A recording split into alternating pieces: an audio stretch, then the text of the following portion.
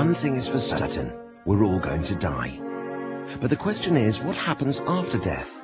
Some people claim to have a near-death experience and others to have talked to the dead, but no one really knows for sure what lies beyond the grave.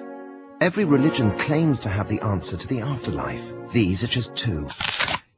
In Christianity, the Adam and Eve story gives a reason why humans can't live forever. Their disobedience to God brought sin and death into the world.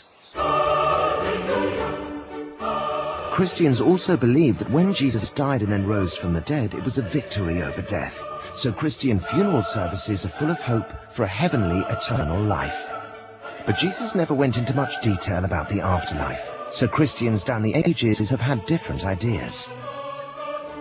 The first Christians believed that Jesus was returning soon, so they'd never die.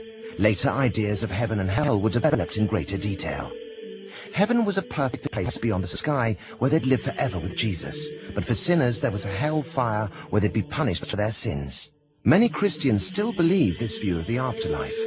Others now see heaven and hell more as states of mind, either one of happiness because you're one with God, or unhappiness because you're forever without Him. Some Roman Catholics believe there's a place between heaven and hell called purgatory, where some will go to receive punishment for their sins. Then, when they're forgiven, they'll go to heaven.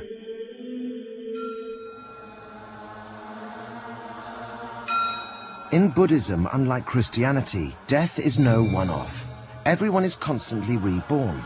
The way it works is this. What happens to someone after death depends on what he or she did in life. This is karma. You could see it like this. This week's wages are based on last week's work. Next week's wages depend on what we do now. But it's not one soul that passes from one body to another, it's more like a collection of desires and attachments that pass on to the next life. Because the Buddha was born in India, it can be seen as if Buddhist teaching has taken much from Hinduism. But the Buddhist understanding of rebirth is not the same as Hindu ideas about reincarnation.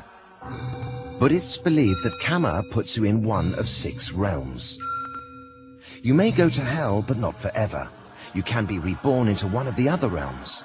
The human realm is seen as the best, even better than the realm of the supernatural beings who are too happy to go seeking higher happiness.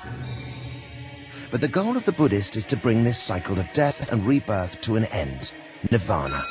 This is not an Eastern version of heaven, but rather an end to aggression, ignorance, and desire.